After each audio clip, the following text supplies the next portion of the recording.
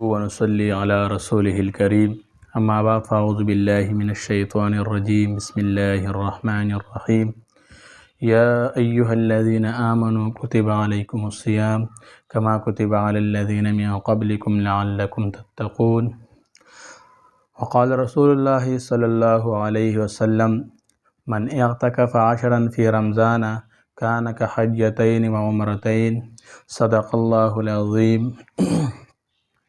محترم مسلمانانو، حدیث شریف کی راضی من اعتکف عشرا فی رمضان کان کحجتین و عمرتین.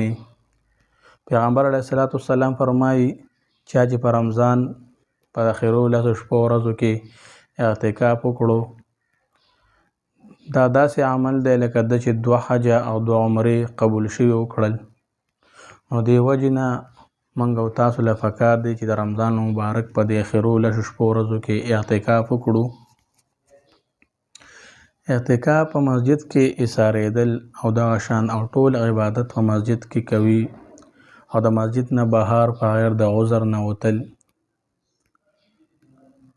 چې عذر نه وي د مسجد نه به نه وځي، دې ته اعتکاف وایي. او د اعتکاف لفظي معنی ده په یو ځای کې ایسارېدل، هلته وخت تېرول او د شریعت په ژبه کې د شریعت په رڼا کې په یو داسې مسجد کې اعتکاف کول چې هلته 15 وخته مونځ په جمع سره کیږي او سره د نیت ایسارېدل، دې ته اعتکاف وایي.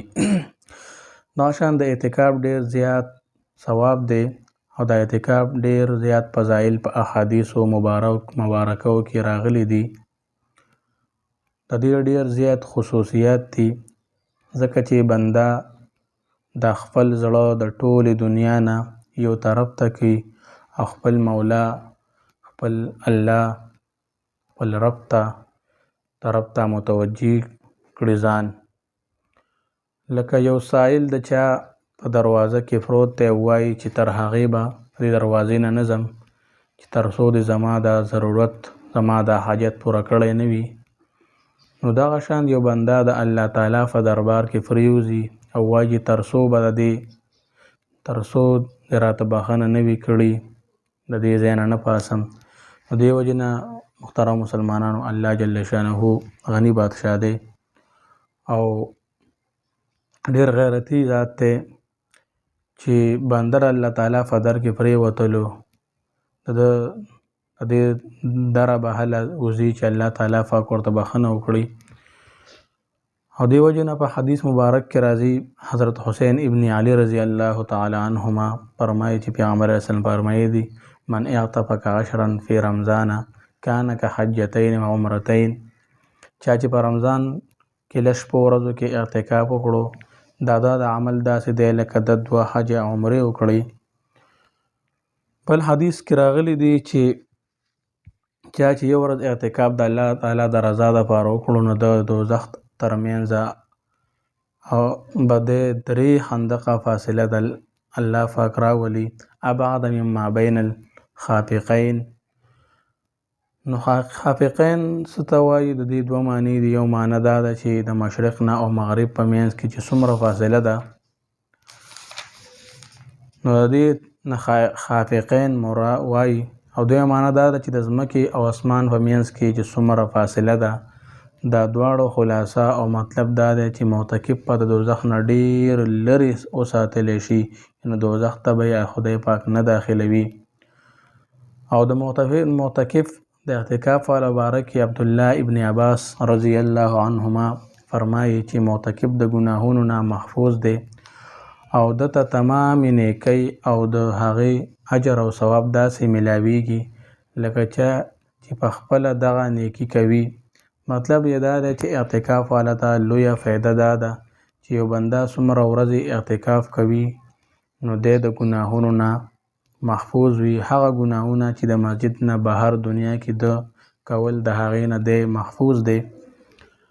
او دغه شان د الله پاک نوره مهرباني پکې دا ده چې بهر نور خلق څومره نیکی کوي نو د هغې نو دی خو هغې نیکو کې شامل نه دی، دی نشي کولی، خو په حالات د اعتکاف کې هغه نیکي د په عمل نامه کې خامخا لیکلی شي، ثواب کېدل ورکولی شي. مثال په طور یو انسان په مسجد کې اعتکاف ته ناست دی، د چا تپوس پوښتنه نشي کولی، بیمار پړسۍ له نشي ورتللی، او دغه شان یو بل انسان دی، هغه د یو انسان بیمار پړسۍ له ورغی، ځکه چې حدیث مبارک کې راځي کوم انسان د یو بیمار تپوس ته لاړ شي نو که سحر لاړو تر ماښامه پورې د هغه له 80,000 فرشتې د مغفرت دعاګانې غواړي. او دغه شان که انسان ماښام لاړو د بیمار پړسۍ له نو سهاره پورې له 80,000 فرشتې دعاګانې د مغفرت غواړي. نو په دغه اعتکاف والا بنده خو په جومات کې دغه عمل دغه نه کېږي، نو که بهر دنیا کې څومره مسلمانان ورونه یې دا عمل کوي او دې اعتکاف والا پکې پوره ثواب دی. دغه شان یو بنده ته مسجد نه بهر څوک غریب ښکاره شو او یتیمانان او دغه شان د کونډې نور څوک غریبانان ورته ښکاره شو، مسکینان، او دی امداد کوي، خو دی بنده اعتکاف کې دی د غریبانانو هډو لیدلي هم نه دي، بیا هم الله پاک دغه ثواب دې بنده له ورکوي. دغه شان یو انسان دی د یو بزرګ مجلس ته، یو عالم مجلس خبرې اوري، نو د اعتکاف والا خو دغه مجلسونو ته نشي تللی، الله پاک دغه مجلسونو ثواب هم دله ورکوي. دغه شان د انسان بل انسان مسلمانان رونه دي، هغې دین تبلیغ کوي، بار دنیا ته ځي، نو دغه شانتې الله پاک ورله د هغې ثواب هم ورکوي.